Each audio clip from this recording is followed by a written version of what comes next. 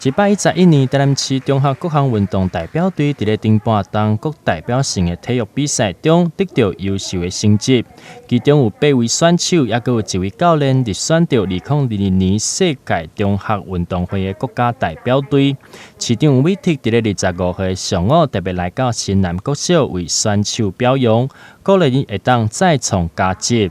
今天非常感谢市长亲自到新南国小来卫冕这一次台南市有5个项目8位选手跟1位教练要参加到法国诺曼第的世界中学运动会。那同时在这一次的学生联赛里面，包括我们的长荣中学、后壁国中跟永仁高中的篮球队都有相当亮丽的成绩。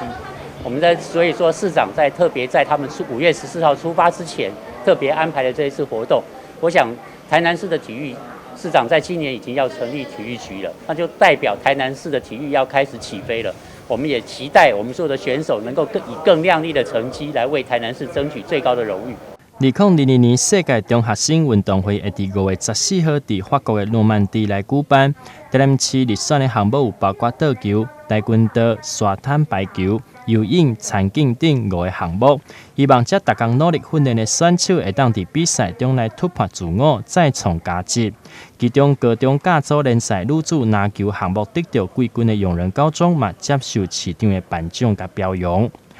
台南新闻刘品言采访报道。